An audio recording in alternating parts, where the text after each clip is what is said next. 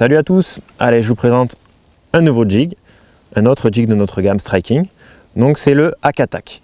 Donc en fait c'est un jig qui a été développé par un professionnel qui s'appelle Greg Hackney. Donc c'est un jig en fait qui est très polyvalent. C'est vraiment le rubber jig traditionnel par excellence.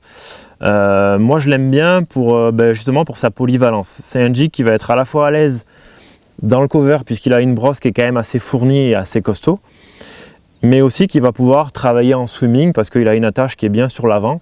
Donc en fait on va pouvoir à la fois pêcher l'obstacle et ensuite le faire nager à revenir vers nous. Ça peut être bien si on est sur des covers comme ça où en fait le poisson peut aussi attraper le long d'une branche ou le long d'un bout d'herbier. Ça pêche en fait tout le long du lancer. Donc vraiment un jig à utiliser pour sa polyvalence. Et je vais vous donner une petite astuce. En fait, si jamais vous devez pêcher dans des endroits avec des covers assez denses et que vous voulez que le jig accroche le moins possible, eh bien en fait, je vous conseille de sélectionner en trailer, donc en leurre souple qu'on va venir mettre dessus. Donc en général, on met toujours une écrevisse ou en tout cas quelque chose, ou une créature, quelque chose qui a plusieurs appendices et qui imite une écrevisse. Donc là, j'ai choisi une Rage Bug et en fait, l'avantage, c'est que la Rage Bug, c'est un leurre qui est large de corps, d'accord? Donc en fait ça va vous procurer deux avantages. Premièrement, c'est que du coup vous allez beaucoup moins accrocher parce que la largeur du corps fait que le leurre se faufile mieux dans les branches et ne s'accroche pas beaucoup. Comme les jigs parfois ils s'accrochent, les branches viennent s'attraper derrière l'hameçon, et quand la créature est large, ça permet de pivoter.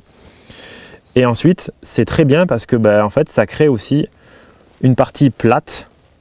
Et cette partie plate, en fait, elle va vous aider lorsque vous allez faire des lancers pour skipper sous les obstacles. Ce plat vous aide à faire des rebonds un petit peu plus propres et à skipper un peu plus lointain. Donc c'est vraiment une bonne petite astuce pour pêcher dans le cover. Et la canne que j'utilise pour cette pêche au jig, tout simplement c'est la Magnum Jig. Donc en fait la particularité de cette canne, c'est que c'est une canne qui a beaucoup de backbone, qui a beaucoup de réserve de puissance, très puissante.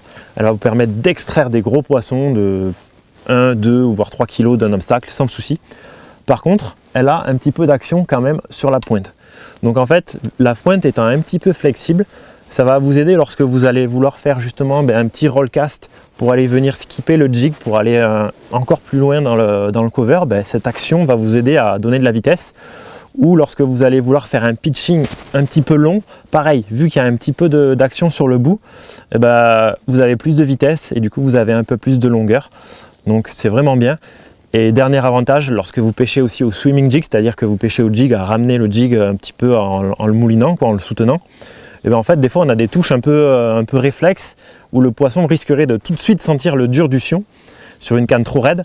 Et là, vu qu'il y a un petit peu de flexibilité, le poisson ne va pas tout de suite sentir le poids de la canne, ce qui vous laisse le temps à vous de ferrer. Donc vraiment, la Magnum Jig pour cette pêche-là, c'est vraiment le must.